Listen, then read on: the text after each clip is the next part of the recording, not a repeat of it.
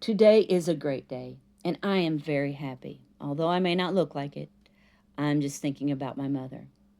After 13 years of being my mother's sole caregiver, we are finally getting a helper. It's been a long road. In January, she came off the waiting list for the Indiana Pathways Age and Disabled Waiver. I know folks are concerned about losing Medicaid right now, and other folks who lack awareness about the importance of these programs.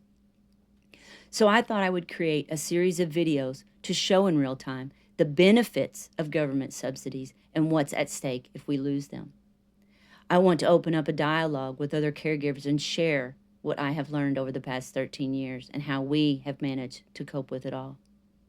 Being a caregiver for a parent is a thankless job. It consumes your life and causes strain on your marriage, friendships, careers, your own health and well-being. The anxiety and stress of it all can be debilitating with panic attacks that feel like heart attacks. I take anxiety meds, and therapy is one of the best things you can do for yourself. Everyone needs one person in their life who is completely objective to your situation and can provide the tools you need to navigate them.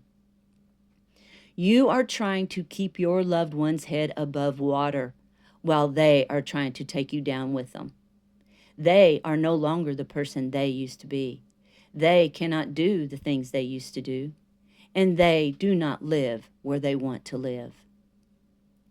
Guilt is always looming about because of their disposition. You become reluctant to share happy occasions with them because you know as soon as you do, you get the guilt trip. Siblings. If you have a sibling or siblings, do not expect to get help from them. I have heard all the excuses. There are things they can do to help us out at least once or twice a year, like vacuum the floor, do the dishes, make a meal, take her for a walk. None of those things cost money. You wind up having to console your mom because she feels like he doesn't care about her. And then you find yourself making excuses for him for not being there. Mama, you know he works a lot, and he has cars, trucks, motorcycles, a camper, a yard, and a boat he has to maintain. My ex-sister-in-law, who is almost a doctor, works all the time too, but she still manages to provide care and assistance to two parents and a step-parent. Medical advice. My mother has one primary care doctor and 4 specialists. It is their advice and their care plans that I listen to and follow. Period. Folks mean well, however, it is counterproductive for me to hear advice from an unqualified individual that goes against the advice of her doctors.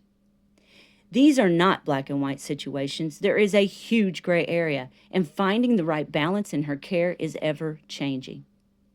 So when a bookkeeper tells me that my mother doesn't need all that medication, I want to say, oh, really? Did you learn that in number school? But I bite my tongue, I smile, and I say, you might be right.